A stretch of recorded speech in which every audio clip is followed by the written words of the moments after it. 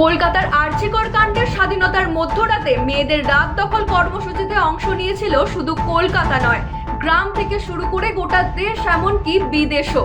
আর এদিন রাতেই পূর্ব বর্ধমানের এক তরুণীকে গলা কেটে খুনের অভিযোগ ওঠে পূর্ব বর্ধমানের নান্দুরে। ওই হত্যাকাণ্ডে জড়িতদের দ্রুত ধরার জন্য বিশেষ তদন্তকারী দল গঠন করল পূর্ব বর্ধমান জেলা পুলিশ। শুক্রবার বিকেলে সাংবাদিক বৈঠকে জেলা পুলিশ সুপার আমানদীপ বলেন, এই হত্যাকাণ্ডে ধর্ষণ বা শারীরিক নিগ্রহের কোনো ইঙ্গিত ময়নাতদন্তের রিপোর্টে পাওয়া যায়নি।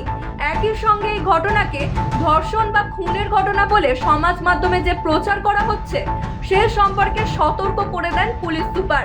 তিনি বলেন, মেয়েটি কোনো কর্মসূচিতে যাওয়ার আগে এই ঘটনা ঘটেছিল বলে যে প্রচার হচ্ছে সেটাও অসত্য। মেয়েটি 2 বছর আগে ব্যাঙ্গালোর শপিং মলে কাজ করতে যান।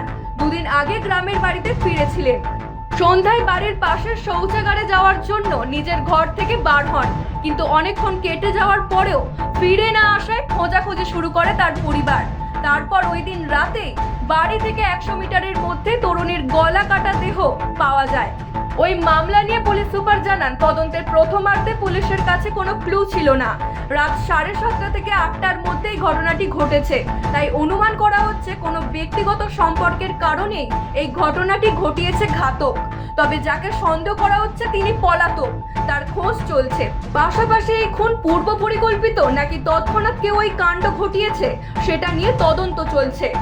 আপাতত অনুমান, ধারালো অস্ত্র দিয়ে একজন এমন ঘটনা ঘটিয়েছে। অপরাধীকে দ্রুত ধরার সব রকম চেষ্টা চলছে।